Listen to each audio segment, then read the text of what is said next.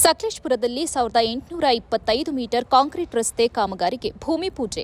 ಸಕಲೇಶಪುರ ತಾಲೂಕಿನ ಬಿರಡಹಳ್ಳಿ ಗ್ರಾಮ ಪಂಚಾಯಿತಿ ವ್ಯಾಪ್ತಿಯಲ್ಲಿ ದೊಡ್ಡನಾಗರ ಮುಖ್ಯ ರಸ್ತೆಯಿಂದ ಬೈಕೆರೆ ಗ್ರಾಮಕ್ಕೆ ಸಂಪರ್ಕ ಕಲ್ಪಿಸುವ 1825 ಮೀಟರ್ ಉದ್ದದ ಕಾಂಕ್ರೀಟ್ ರಸ್ತೆ ನಿರ್ಮಾಣಕ್ಕೆ ಶಾಸಕ ಸಿಮೆಂಟ್ ಮಂಜುನಾಥ್ ಭೂಮಿ ಪೂಜೆ ನೆರವೇರಿಸಿದರು.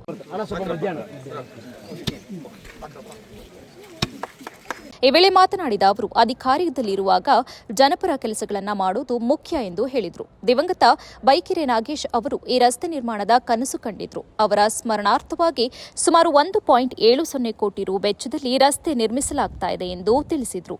ತಾವು ಶಾಸಕರಾದ ಬಳಿಕ ಉಪಮುಖ್ಯಮಂತ್ರಿ ಡಿಕೆ ಶಿವಕುಮಾರ್ ಅವರಿಗೆ ಎತ್ತಿನಹೊಳೆ ಯೋಜನೆಗೆ 500 ಕೋಟಿ ರು ಅನುದಾನ ಕೇಳಿದ್ದಾಗಿ ಈಗಾಗಲೇ 72 ಕೋಟಿ ರು ಬಿಡುಗಡೆಗೊಂಡಿದೆ ಎಂದರು.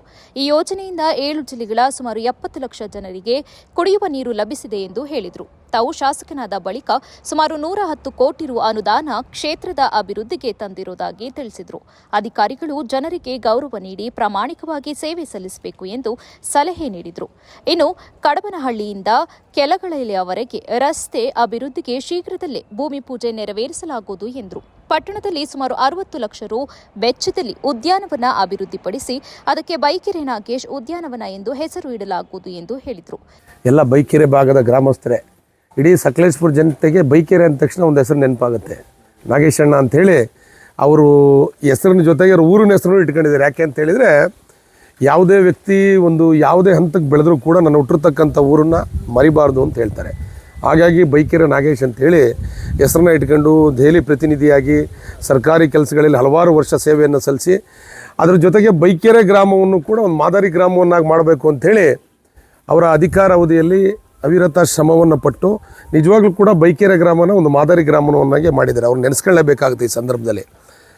ಬೈಕೆರೆ ನಾಗೇಶನಿಗೆ ಇದು ಒಂದು ರೋಡ್ ಆಗಬೇಕು ಅಂತೇಳಿ ಅವ್ರದ್ದು ಒಂದು ಕನಸಿತ್ತು, ಆಯಿತಾ. ಅದೇನೋ ಪಾಪ ಅವ್ರು ಇರ್ತಕ್ಕಂಥ ಸಂದರ್ಭದಲ್ಲಿ ಆಗಬೇಕಾಗಿತ್ತು. ಆದರೆ ನನ್ನ ಪುಣ್ಯ, ಅವ್ರು ಇರ್ತಕ್ಕಂಥ ಸಂದರ್ಭದಲ್ಲಿ ನಾನು ಶಾಸಕನಾಗಿ ಅವ್ರ ಜೊತೆ ಇದ್ದು ನನಗೂ ಒಂಥರ ಪುಣ್ಯ ಅಂತೇಳಿ ನಾನು ಈ ಸಂದರ್ಭದಲ್ಲಿ ಭಾವಿಸ್ತೀನಿ. ಈ ರಸ್ತೆ ಹಲವಾರು ವರ್ಷಗಳ ಕನಸು. ಇದನ್ನು ಎತ್ತಿನೊಳೆ ಯೋಜನೆಯಲ್ಲಿ ಈ ಅನುದಾನವನ್ನು ತರಲಿಕ್ಕೆ ಯಶಸ್ವಿಯಾಗಿದ್ದೀವಿ. ಏಕೆ ಅಂತೇಳಿದರೆ, ನಾನು ಶಾಸಕನಾಗಿ ಮೊದಲು ಹೋದಂಥ ಸಂದರ್ಭದಲ್ಲಿ ಎತ್ತಿನೊಳೆ ವಿಚಾರಕ್ಕೆ ಅನುದಾನನೇ ಕೊಡಲ್ಲ ಅಂತಕ್ಕಂಥ ಮಾತುಗಳು. ಯಾಕೆ ಅಂತೇಳಿದರೆ ಆಲ್ಮೋಸ್ಟ್ ಅಲ್ಲಿ 90% ಕೆಲಸಗಳು ಮುಗಿದೋಗಿದೆ, ಅನುದಾನ ಕೊಡಲ್ಲ ಅಂತಕ್ಕಂಥ ಮಾತುಗಳು. ನಾನು ಮಾನ್ಯ ಮುಖ್ಯಮಂತ್ರಿಗಳಿಗೂ ಹೇಳಿದೆ, ಡಿ ಕೆ ಶಿವಕುಮಾರ್ ಸರ್ಗೂ ಹೇಳಿದೆ, ನೀವೇನು ಮಾಡ್ತೀರೋ ನನಗೆ ಗೊತ್ತಿಲ್ಲ, ನನ್ನ ಕ್ಷೇತ್ರಕ್ಕೆ ಅನುದಾನ ಕೊಡಲ್ಲ, ನೀವು ಉದ್ಘಾಟನೆ ಮಾಡೋಕ್ಕೆ ಬಿಡಲ್ಲ ಅಂತ ಹೇಳಿದೆ ನಾನು. ಆದಮೇಲೆ ಡಿ ಕೆ ಶಿವಕುಮಾರ್ ಇಲ್ಲೇ ಬಂದು ನನ್ನನ್ನು ಕರೆಸಿ, ಇಲ್ಲಪ್ಪ ಮಾಡೋಣ, ದಯವಿಟ್ಟು ಆ ರೀತಿಯನ್ನು ಇದು ಮಾಡೋಕ್ಕೆ ಹೋಗಬೇಡ ಅಂತ ಹೇಳಿದಂಥ ಸಂದರ್ಭದಲ್ಲಿ ನಾವುಗಳು ಉದ್ಘಾಟನೆ ಮಾಡ್ತಕ್ಕಂಥ ಸಂದರ್ಭದಲ್ಲಿ ಅವ್ರು ನನಗೊಂದು ಮಾತು ಕೊಟ್ಟಿದ್ರು, ಅನುದಾನವನ್ನು ಕೊಡ್ತೀನಿ ಅಂತೇಳಿ. ನಾನು ಕೇಳಿದ್ದು 1000 ಕೋಟಿ, 500 ಕೋಟಿ ಕೊಡಲೇಬೇಕು ಅಂತೇಳಿದ್ದೆ. ಕೊನೆಗೆ 72 ಕೋಟಿ ರೂಪಾಯಿನ ತಂದಿಕ್ಕೆ ಕೊಟ್ಟಿದ್ದಾರೆ.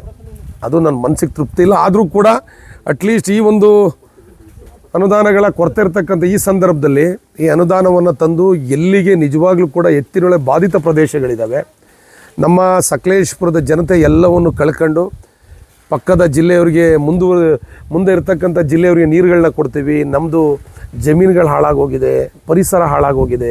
ಇಷ್ಟೆಲ್ಲದ್ರ ಮಧ್ಯೆಯೂ ಕೂಡ ನಮ್ಮ ಜನ ಒಳ್ಳೆ ಮನಸ್ಸಿಂದ ಬೇರೆ ಜಿಲ್ಲೆಗಳಿಗೆ ಕುಡಿಯೋಕ್ಕೆ ನೀರು ಬೇಕು ಅಂತೇಳಿ ಸುಮಾರು 70 ಲಕ್ಷ ಜನತೆಗೆ ಅನುಕೂಲ ಆಗುತ್ತೆ. 7 ಜಿಲ್ಲೆಗಳಿಗೆ ನೀರು ಕೊಡ್ತಕ್ಕಂಥ ಕೆಲಸವನ್ನು ನಮ್ಮ ಕಡೆಯಿಂದ ಮಾಡಿದ್ದಾರೆ. ಕಾರ್ಯಕ್ರಮದಲ್ಲಿ ಸ್ಥಳೀಯ ಗಣ್ಯರು ಮತ್ತು ಗ್ರಾಮಸ್ಥರು ಉಪಸ್ಥಿತರಿದ್ದರು.